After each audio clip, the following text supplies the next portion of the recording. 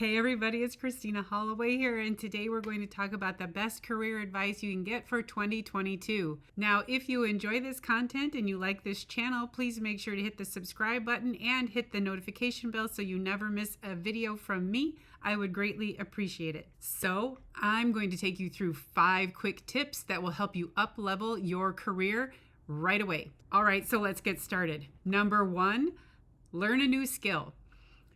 You may be in a job that you enjoy. You may even be in a job you've had for years. But what you do want to make sure you understand is new skills are always critically important. So if you're looking at your current job and you're thinking to yourself, I think I've mastered everything and I'm now just up-leveling my expertise, figure out where you want to add new skills, especially if you're looking at creating a development plan that takes you to the next position. Today, I had 3 conversations with people who wanted to get promoted, and the overriding theme is you need to be doing the work for the job that you want. What does that mean? If you're in a senior manager or management type of position and you're looking to get to the next level of a director or an executive director role, you want to start behaving like you're in that job. So if there are skills you need to learn, if there are ways that you need to show up, if there's anything that you need to do that you're missing, take the time to develop those skills. If you're in this management position and you need to make decisions, start asking yourself, what does it mean to go from being a doer to a thinker? How do I get to make the decisions so that I am now being considered for strategic work? In addition, you may have a job that requires technical skills. Constantly be working on your expertise, your level of authority. There are plenty of people that I coach who are individual contributors, and they're asking me all the time, where am I going to find new challenges?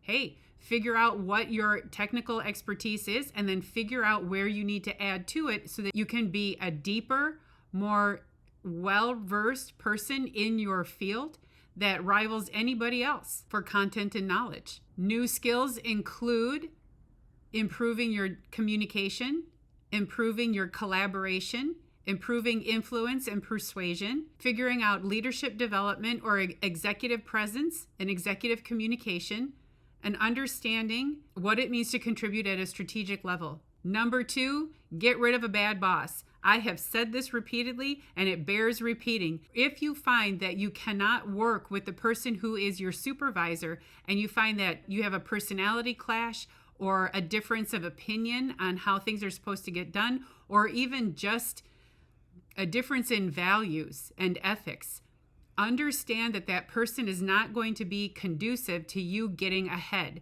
There is no path forward if you are diametrically opposed to the person that is your supervisor that you report to. So if you have a bad boss, if the relationship just isn't healthy or it becomes stagnant, then spend some time understanding where else you can go. Figure out how you can get transferred to another department, figure out how you can get moved to a different team, and worst case, start asking yourself where you should go. If you need to leave the company, where else you can go that would be a better path forward for your career. This is one of the main reasons most people don't get promoted is they stay too long in a bad environment, hoping that it can change.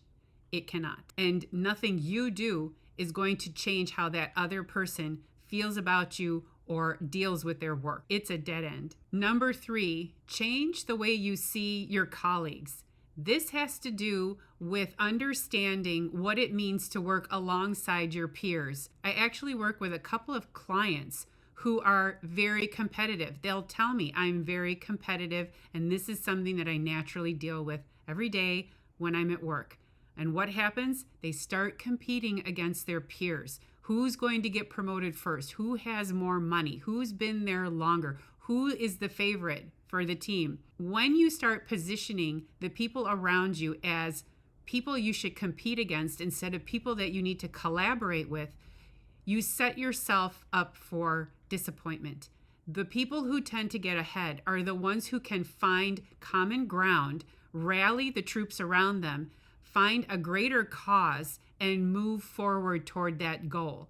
The people who constantly push others away and create silos so that they can gain all the glory or gain all the recognition are the ones who tend to not go as far. Businesses in general are looking more for people who can champion the greater good, who can be the best versions of the organizational citizen that they're looking for. Someone who aligns with all of their culture and their guiding principles.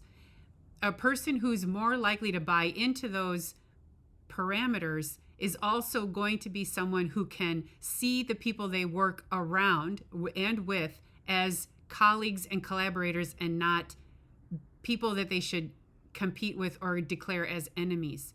The more you're able to help nurture anybody around you or give a helping hand or position yourself as somebody who's happy to give instead of just constantly receiving, you're more likely to be successful in that role. Make sure you find ways to support those people around you and make sure you find ways to ask for their support as well. Number 4, update your LinkedIn. Always keep it updated. After every 6 months or after every big project, I usually like to update my LinkedIn. Where do I focus? Updated profile picture. So every year I try to find a new, more updated photo of myself. An updated headline, which doesn't have to just be the title of your job. It can be a description of what your skills are and what you like to do for a living.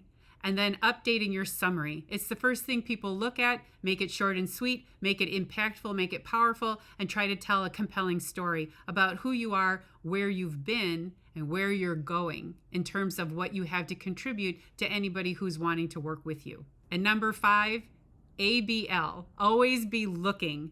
In this day and age, especially in this slightly post-pandemic era, I don't know how post-pandemic we are yet, but in 2022, it's going to be important to constantly look for work. Why? We've started the year and even into last year with considering it the Great Resignation. And where are we now? We're looking at inflation, and we're also looking at some companies that are putting hiring freezes in place.